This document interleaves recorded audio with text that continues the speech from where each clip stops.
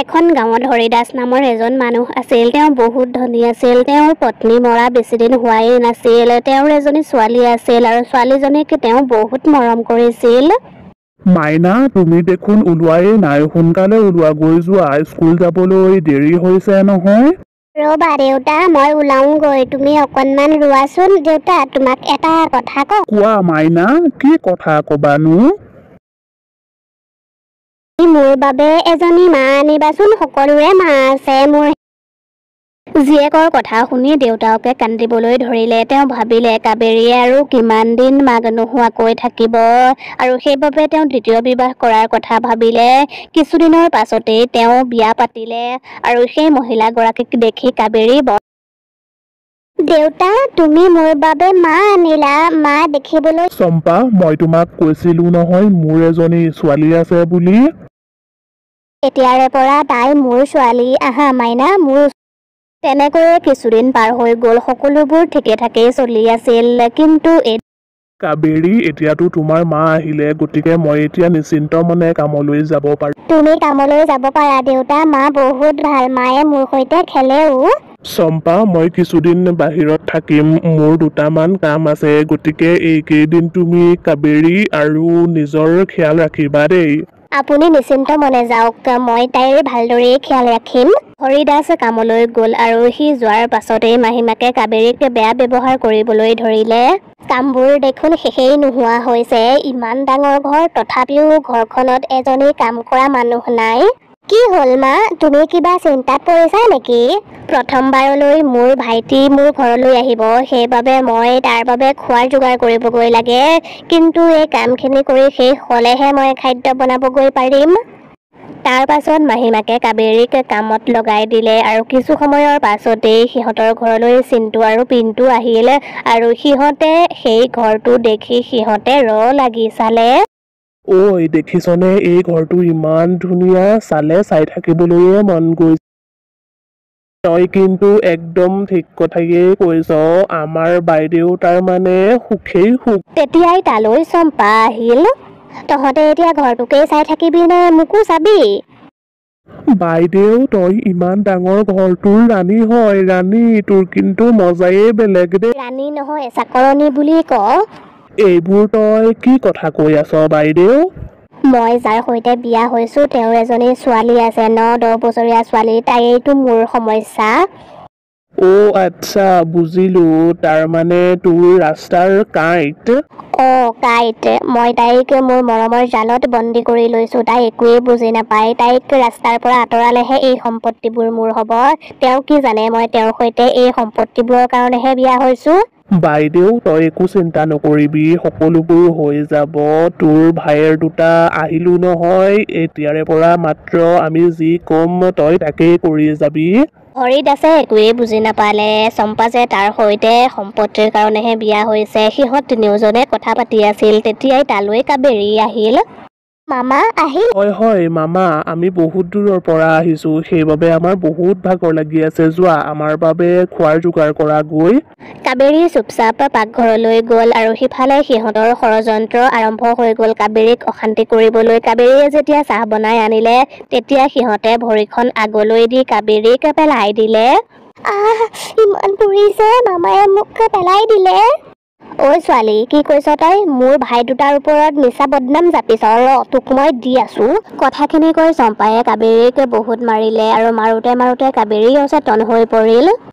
বাইদেউ, এইখিনি উপযুক্ত সময় এইক ঠিকনা লগোৱাৰ, আৰু ভিনদেউ ঘৰত নাই, গতিকে এইখিনি সময়েই ভাল হ'ব। এইক আমি সোনকালে ঠিকনাটো লগাই দিওঁ। তাৰ পাছত তিনিওজনে মিলি কাবেৰীক ঘৰৰ পিছফালে গাঁত এটা খান্দি পুতি থৈ দিলে। এতিয়া মই বহুত সুখী। কাবেৰী মৰা নাছিল, তাই অচেতন হৈহে আছিল। কিন্তু গাঁতৰ ভিতৰত তাই চটফটাই অৱশেষত মৰি থাকিল। তাই মৰাৰ পাছত এজনী চুৰেল হৈ গ'ল। মা, তুমি মোৰ লগত বহুত বেয়া কৰিলা। মই তোমাৰ পৰা মৰমহে বিচাৰিছিলো, কিন্তু তুমি মোক এয়া কি? হৰিদাসে যেতিয়া কাম শেষ কৰি ঘৰলৈ আহিছিল, তেতিয়া তাকে দেখি সিহঁত তিনিওজনে কান্দিবলৈ ধৰিলে। কি হ'ল চম্পা, তুমি কিয় কান্দিছা? মই এতিয়া কাৰ লগত থাকিম? মই কেনেকৈ জীয়াই থাকিম? হে ভগৱান, মোৰ ছোৱালীজনীকে বিচাৰি উলিওৱা। জীয়েকৰ কথা শুনি হৰিদাসে ক'লে, মোৰ ছোৱালীজনী ক'ত আছে? তাইক যে মই দেখা নাই। মই তাইক গালি পাৰিছিলোঁ, সেইবাবে তাই ঘৰ এৰি থৈ গুচি গ'ল আৰু তাইক বিচাৰিবলৈকে মই মোৰ ভাইটি দুটাক হয় ভিনদেউ, আমি তাইক সকলোতে বিচাৰিলো, কিন্তু তাইক আমি বিচাৰিয়েই নাপালো। মোৰ ছোৱালীজনী ক'ত গুচি গ'ল বাৰু? কাবেৰী, কলৈ গ'লা তুমি? ক'ত আছা? উভতি আহা তুমি। চুৰেলজনীয়ে এটা চুকত ৰৈ সকলোবোৰ চাই আছিল আৰু জীয়েকৰ কথা ভাবি ভাবি দেউতাকৰ বেমাৰ হৈ গ'ল আৰু তেওঁ দিনে ৰাতিয়ে বিচনাতেই পৰি থাকিবলৈ ল'লে। আৰু এদিন ৰাতি সিহঁত তিনিওজন এটা ৰুমলৈ আহিল আৰু কথা পাতিবলৈ ধৰিলে। সেই ছোৱালীজনীকতো আমাৰ ৰাস্তাৰ পৰা আঁতৰালো, কিন্তু এখেতক আমাৰ ৰাস্তাৰ পৰা আঁতৰালেহে এই সম্পত্তিবোৰ আমাৰ হ'ব। তই কিয় ইমান চিন্তা কৰিছ? আমি যেনেকৈ তাৰ জীয়েকক ঠিকনা লগালো, এতিয়া আমি তাকো তেনেকৈয়ে ঠিকনা লগাই দিম। সিহঁতৰ কথাবোৰ চুৰেলজনীয়ে শুনি আছিল। মা, তাৰমানে তুমি সম্পত্তিবোৰৰ লোভতহে দেউতাৰ লগত বিয়া হৈ আহিলা। তুমি মোৰ লগত যি কৰিলা কৰিলা, কিন্তু মই দেউতাৰ লগত একো বেয়া হ'বলৈ। এদিন ৰাতিপুৱা চম্পায়ে পাকঘৰত চাহ বনাই আছিল। তেতিয়াই চুৰেলজনী চম্পাৰ ওচৰলৈ গ'ল আৰু চম্পায়ে চুৰেলজনীক দেখি থৰথৰকৈ কঁপিবলৈ ধৰিল। চুৰেল, চুৰেল, মোক বচোৱাহি।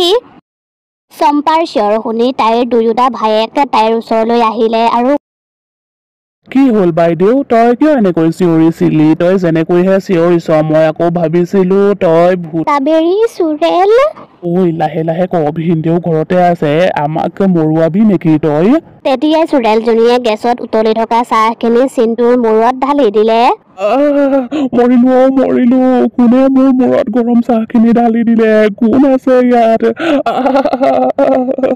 সিহঁতে তাত কাকোৱে দেখা নাপালে। তেতিয়াই চুৰেলজনীয়ে চুকতে থৈ দিয়া এডাল লাঠি উলিয়াই সিহঁত তিনিওজনকে মাৰিবলৈ ধৰিলে। তেতিয়াই চুৰেলজনী সিহঁতৰ সন্মুখতে ওলাল। চুৰেল? মই কোৱা নাছিলো চুৰেল আছে? কাবেৰী চুৰেল হৈ গ'ল, তাই এতিয়া আমাক শুদাই নেৰে।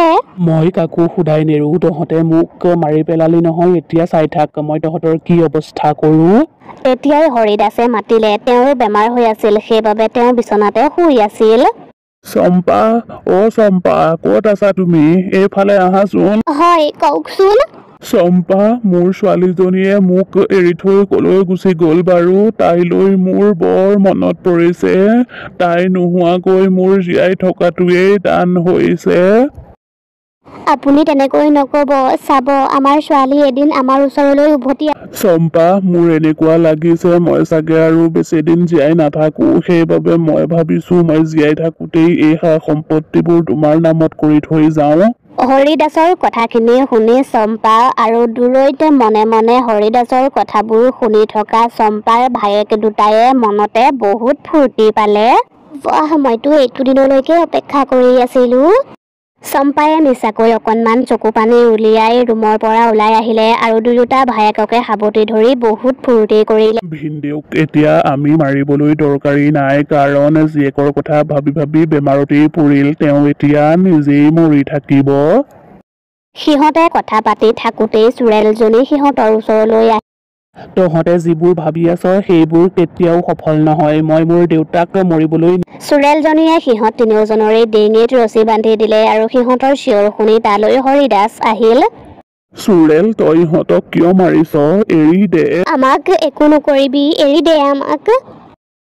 তহঁতক মই কেতিয়াও এৰি নিদিওঁ। হৰিদাসে তাইৰ মাতটো শুনি আচৰিত হ'ল। মাতটো দেখোন মোৰ ছোৱালী কাবেৰীৰ নিচিনা লাগিছে। কাবেৰী? দেউতা, মই তোমাৰ ছোৱালী কাবেৰী হয়। কি? মোৰ ছোৱালী কেনেকৈ চুৰেল হ'ব পাৰে? নাই, নহয়, মোৰ ছোৱালীজনীয়ে ঘৰ এৰি থৈহে গুচি গৈছে। দেউতা, ময়ে তোমাৰ ছোৱালী কাবেৰী। তুমি ঘৰৰ পৰা ওলাই যোৱাৰ পাছতেই ইহঁত তিনিওজনে মিলি মোক বহুত অত্যাচাৰ কৰিলে। আৰু তুমি জানানে, মা তোমাৰ সৈতে এই সম্পত্তিবোৰৰ কাৰণেহে বিয়া হৈছে। আৰু ইহঁতে মোক আমাৰ ঘৰৰ পাছফালে গাঁত এটা খান্দি পুতি থৈ দিলে, যাৰ ফলত মই চটফটাই মৰি থাকিম।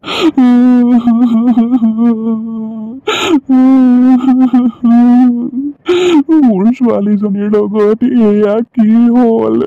তাৰ মানে ইহঁতে মোক ফাঁকি দিলে, তুমি ঘৰ এৰি থৈ গুচি গলা বুলি।